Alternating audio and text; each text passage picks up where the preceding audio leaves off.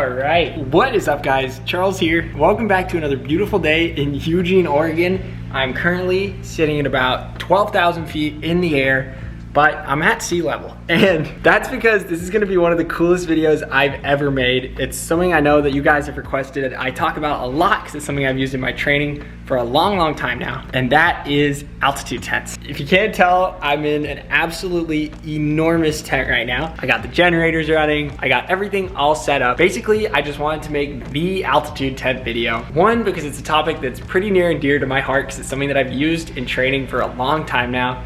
Two, because you guys have asked for it a lot and we just hit 40,000 subscribers. I cannot believe you guys are so awesome. So just to say thanks, I wanted to get into this finally. And three, huge thank you to the team over at Hypoxico.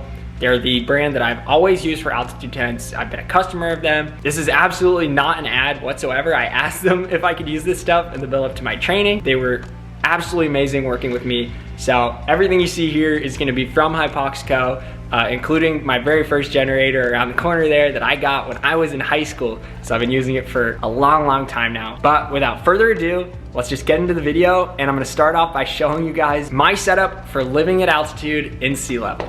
Let's do it. All right, so first things first, I'm just gonna show you guys the setup because it is absolutely crazy. Makeshift camera stand here.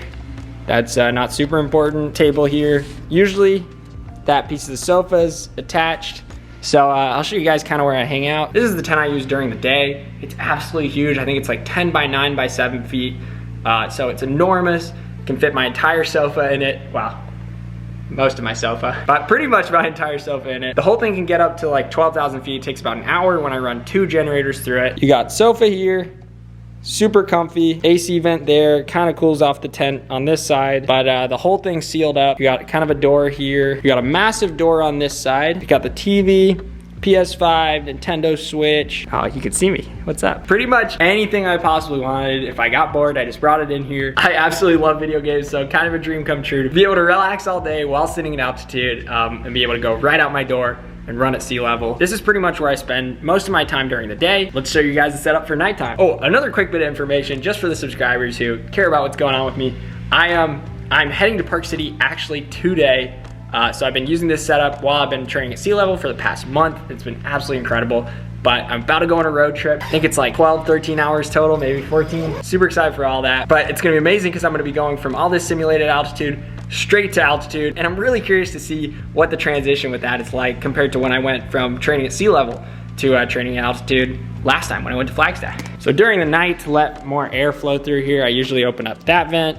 And then this main doorway, we'll keep that open for the rest of the video. Just I think the acoustics will be a little better. And let's show you guys the first generator. So this one is a very special generator. Wow, it's loud in here. This thing is a really special generator. Shout out Hypoxico. That they sent me that was especially modified for getting this giant tent up to altitude. So I'll show you why it's special. The altitude air comes out through here. You have your nozzle to change the oxygen percentage here, and the ball where it's floating tells you, where you are on the chart, depending on 3 settings that are down here. Kind of, now that's all technical, probably more than you need to know.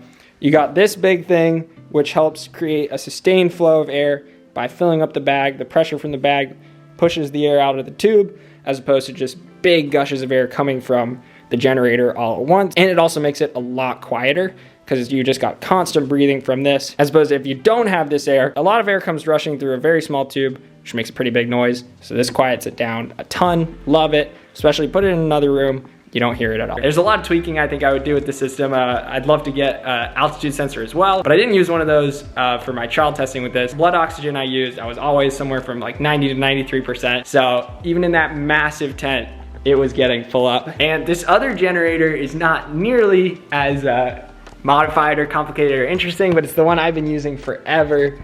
So the air comes in here through a filter, it goes into this tube, all the way into the bed where the other filter is as well, so you get really good filtered air coming through there. And I'll move this tube into the other tent because it's so big it actually requires 2 generators to fill it up in quicker than 5 hours. I swapped this tube in between the big tent and the little tent just before bed, and that's kind of how I make this setup work. You got your on switch here, your plus minus switches. This thing has been across the planet with me I've actually had a wheel fall off, so I replaced it with a little squishy ball. And you got your charts with all the altitude settings here.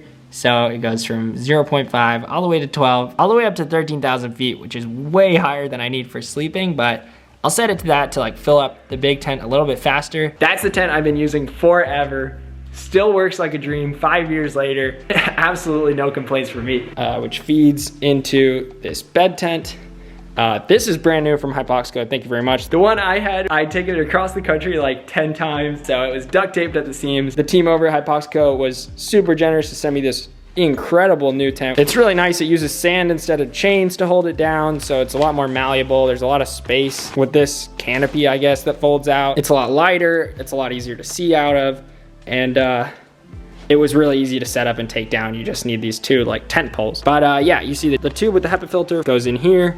I usually sleep somewhere from like 8 to 10,000 feet. I try not to go too much higher than that because, you know, sleep quality is really important.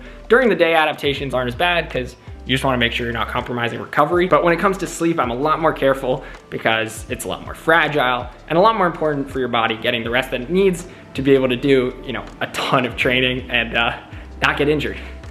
So back in the big tent, that is the setup. So to kind of describe how I used it is I would aim for like 16 to 18 hours a day, which, you know, is a tall order, but it actually wasn't impossible because you're sleeping 8 or 9 hours. And then when you're training really, really hard, at least for me, it's kind of hard to do anything else other than recovering when you're in those really intense training blocks. So I just spent a lot of time, you know, relaxing, sitting in here, and I was able to hit that 16 to 18 hour mark, no problem.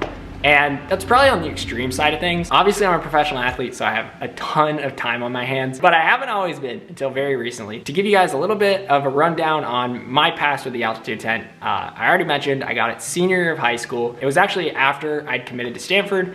I knew I wasn't gonna run at an altitude school, and I'd always heard that altitude gave you huge advantages training-wise. So the basic idea, I believe, is that living at altitude causes your body to create more red blood cells. The higher up you go, the less atmospheric pressure there is, which lowers the density of the air that you're breathing. And with less dense air, there's gonna be less oxygen in each breath that you're taking. So what your body does to adapt to that is you're able to use the oxygen more efficiently. There's no exact way to test and document the benefits, but athletes all over, particularly endurance athletes, utilize it to adapt and train at their absolute maximum potential. You're dealing with small percents here, but when you're trying to run as fast as professional runners do, those small percents really add up. What you're doing with an altitude tent is you're trying to mimic that, and you can't do that just by like strapping those altitude masks to your face and lowering the amount of air you take in, because you're still breathing the same density of oxygen per breath.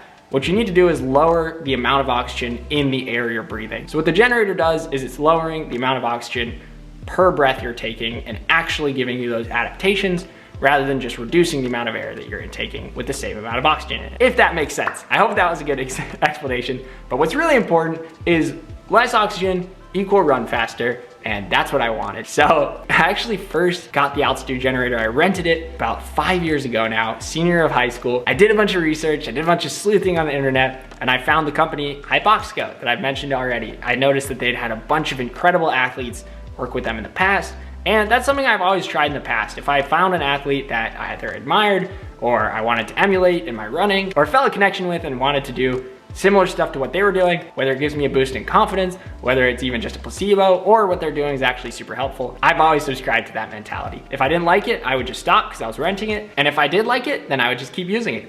And what's funny is the rental actually took away from the final purchase of the tent, and I loved it so much, I kind of forgot I was renting it, and eventually it paid for itself. So they're like, do you want us to send you a new generator? I was like, absolutely.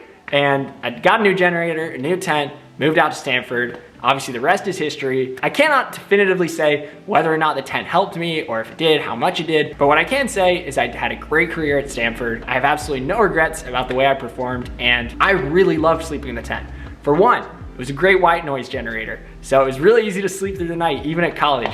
And two, I just liked the idea that it was giving me a really important boost that I needed to be competitive at the highest level. I've continued to sleep in it almost every single night that I possibly can when I'm home. I've become completely accustomed to it, and I honestly feel weird sleeping without it when I travel. As I said before in this video, I'm about to go to Park City where I'm at regular altitude, and it'll feel strange for a little bit because I'm just so used to it. Again, I don't think things like this are an absolute prerequisite for you to be competitive in the sport, but I do think they're incredible tools to shave off little percents, because life is always going to be about decisions, and compromises. And sometimes you can't get absolutely everything. So you gotta look at other options. For me, as I said before, I really wanted to go to Stanford. So I found the altitude tents to really make that decision work for me. And in retrospect, it felt like it was a really great decision and one that I'm continuing to stick with. So I hope you guys enjoyed seeing the setup. Huge thank you to Hypoxico for supplying everything, being so amazing to work with, and I will absolutely be continuing to work with them throughout the remainder of my career because I really enjoyed this experiment. I'm still gonna keep sleeping in this tent. I'm not sure what's gonna happen with this giant tent, but I absolutely love it. I'm not sure when I'll be back here after training in Park City, but if I am here, I would love to do it again and live in Eugene at 12,000 feet and just keep having fun with it. I hope you guys enjoyed the video. I love talking about this stuff so much. There's just so much cool stuff in this sport that you can dive headfirst into that, at least for me when I was starting out, I had no idea it even existed. So I hope you guys found this interesting. For those that were curious about the Altitude tent already, drop any of your questions down in the comments and I will be responding to them. For those of you that didn't know about it, I hope that it was interesting learning about some of the weird things we do as NCAA or pro athletes, and I hope you like seeing the setup too. Thank you guys again so much for 40,000 subscribers. I still can't really believe it. It's just such a cool milestone and I can't wait to keep chipping away at more together. Give you one last look at the tent. Had to add the Pokemon cards to the setup, and I will see you guys in the next video. So till next time, see you when I see you, and take it easy, y'all.